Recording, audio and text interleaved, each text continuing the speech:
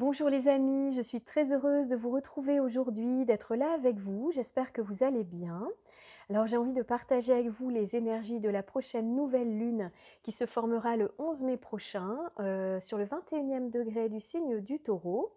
Alors ce sera donc à 21 heures heure de Paris.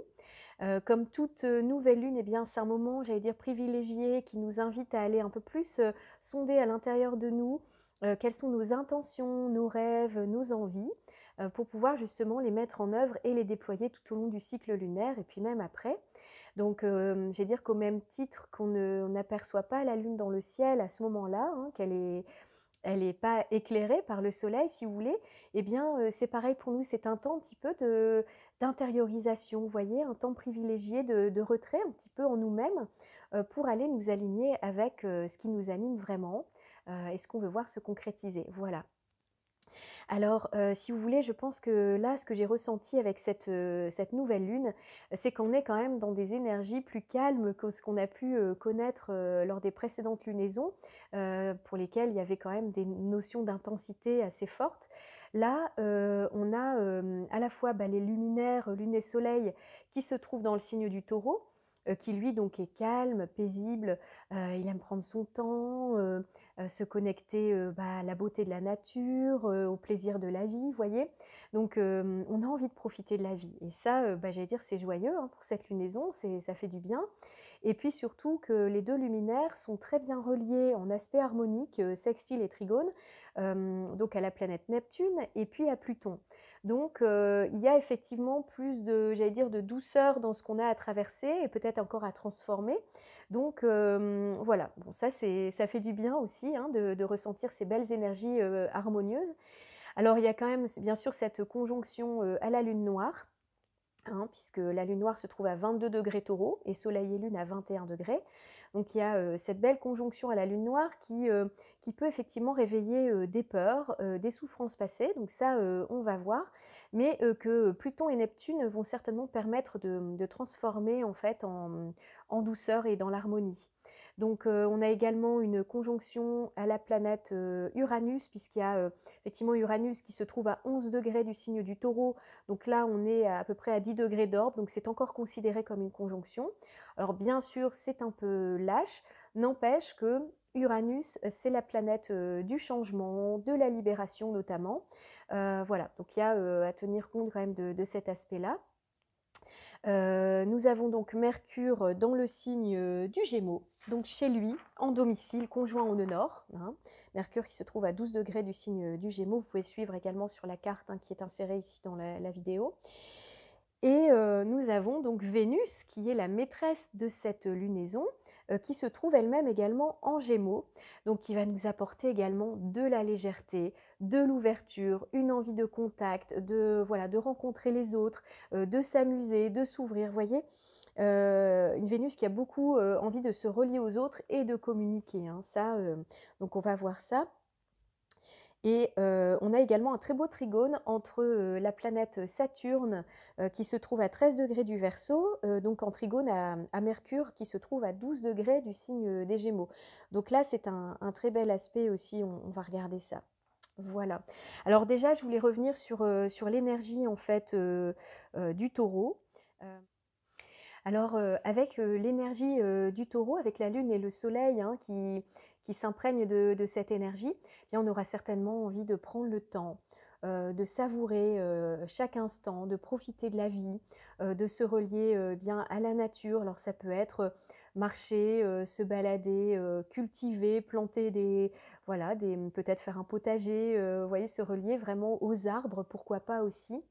Et puis bien sûr, au plaisir gustatif, vous voyez, prendre du bon temps en fait. Et puis, alors le taureau, c'est aussi bien sûr se sentir en sécurité sur le plan matériel. Donc c'est possible que ça vienne également poser des questions sur comment je gagne ma vie, comment je peux me rassurer et être en sécurité hein, voilà, dans mes possessions, dans ce que je gagne. Et puis aussi peut-être travailler autour de son confort de vie matérielle, vous voyez, remettre en question certaines choses dans sa vie. Donc voilà, ça dépend de chacun hein, par rapport à où se déroule la nouvelle lune dans votre thème. Alors les luminaires qui sont conjoints à la lune noire, en fait, ça peut venir mettre, en valeur, en fait, certaines peurs, certains traumas ou blessures ou souffrances, qu'on porte en soi, quelque chose qui est, en fait, totalement inconscient. Donc si vous voulez, alors c'est pas toujours facile justement d'expliquer la lune noire parce que c'est quelque chose qui est justement très caché, vous voyez, très enfoui, et donc forcément, c'est un concept, si vous voulez, qui est très, très intéressant à étudier parce que ça révèle, énormément de choses et qui n'est pas, forcément très clair en fait, vous voyez, à expliquer. Donc je vais essayer d'être, assez, synthétique déjà, pour que voilà, ça prenne pas trop de temps non plus, mais et d'être clair. En fait, si vous voulez, la lune noire, euh, c'est comme si c'était un questionnement qui nous poussait vers notre destin. C'est une éveilleuse de l'âme, mais c'est également en fait notre part de souffrance. Voilà, elle nous relie en fait à des traumas passés, à des souffrances passées, et c'est quelque chose justement qu'on peut dépasser en fait dans cette vie, mais qui est pas facile en fait à dépasser parce que déjà il faut en avoir conscience, voyez.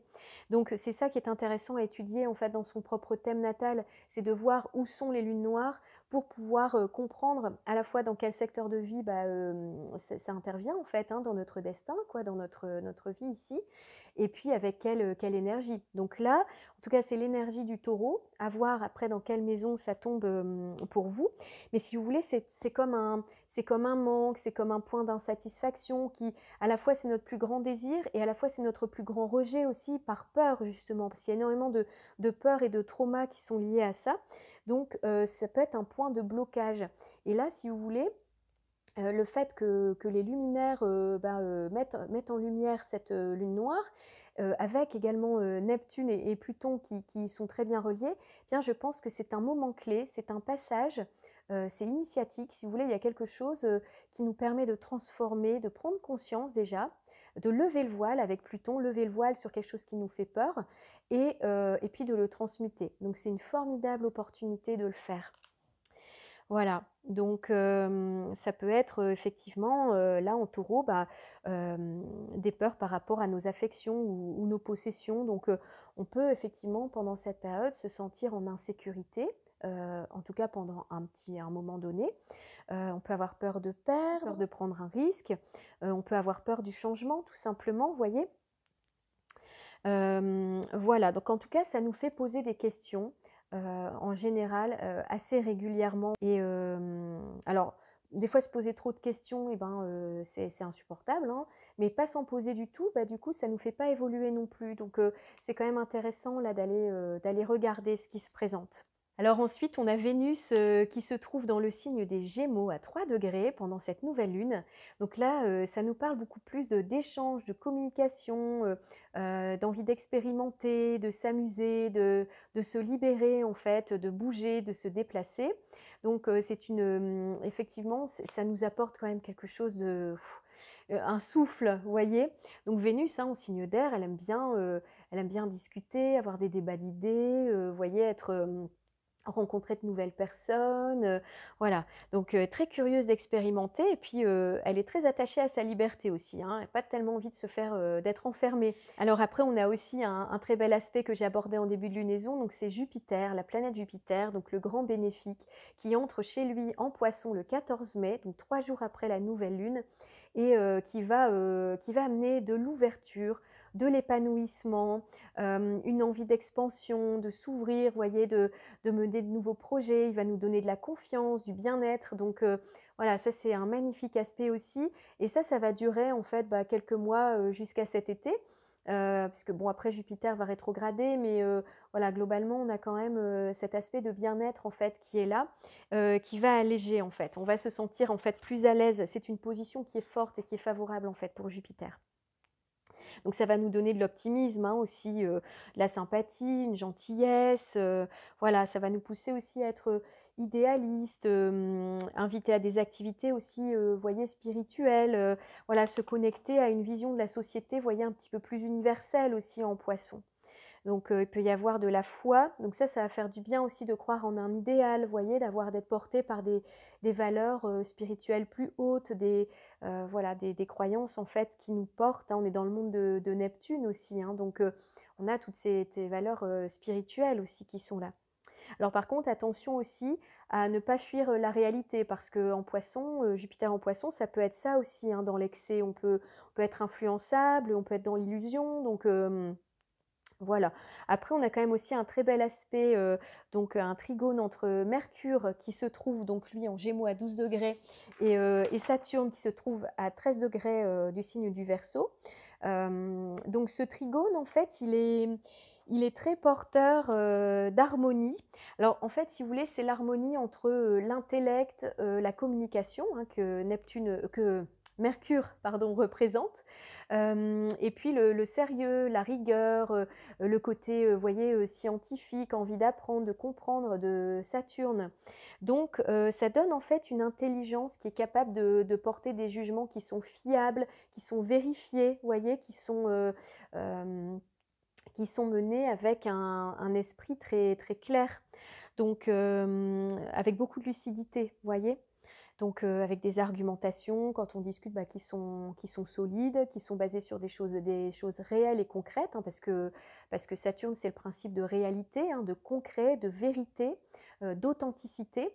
Donc effectivement, on peut avoir envie, de philosopher, de s'intéresser à des sujets plus philosophiques ou scientifiques, donc politiques même. Donc on est en plein dans ces questions-là. Et voilà, donc j'allais dire que c'est très à propos actuellement, en fait, hein, parce qu'il y a beaucoup de débats justement, effectivement, bah, sur les informations auxquelles on se connecte et dont on se nourrit. Est-ce qu'elles sont vraies? Est-ce qu'elles sont fausses? Voilà, je pense que là, c'est un temps où on va pouvoir mettre en doute, parce que effectivement, Saturne, c'est l'esprit scientifique, et bah, l'esprit scientifique, il doute, en fait, hein, bien sûr, il n'y a pas qu'une seule vérité, et c'est ça qui fait évoluer. Donc là, je dirais que Saturne peut faire douter de la véracité des propos qui sont tenus, vous voyez, par les médias par exemple, hein, parce qu'avec Mercure on parle d'informations. Donc c'est où je vais chercher mes informations, d'où je les tiens, est-ce que je les ai vérifiées, est-ce que je crois en une pensée unique, ou est-ce que je doute justement pour remettre en question, vous voyez. Donc ça, c'est très très intéressant. On a envie d'aller chercher la vérité, hein, surtout avec toutes les incohérences qu'on peut entendre. Je pense qu'à un moment donné, c'est bon, qu'est-ce qu'on me raconte, hein? C'est un peu... voilà, donc, et puis en aspect au nœud nord, hein, avec Mercure qui est en conjonction au nœud nord et Saturne qui est en trigone, effectivement, il peut y avoir... voilà, il peut y avoir en tout cas aussi sur le plan collectif, cette envie d'aller s'informer et puis, de communiquer avec les autres, voilà, d'aller vérifier toutes ces informations. Bien, voilà ce que je voulais partager avec vous pour les énergies de cette nouvelle lune. Il y aura encore beaucoup de choses à dire, mais bon, après, ça fait des vidéos aussi qui sont un peu longues. Donc voilà, je vous souhaite en tout cas de vivre une joyeuse nouvelle lune, de profiter de la vie. Et puis, on se retrouve pour la prochaine pleine lune. Merci d'être là, merci de votre écoute et merci pour tous vos likes, vos partages et vos commentaires. Ça me touche énormément. Et voilà, je vous dis à très vite. Belle journée. Au revoir.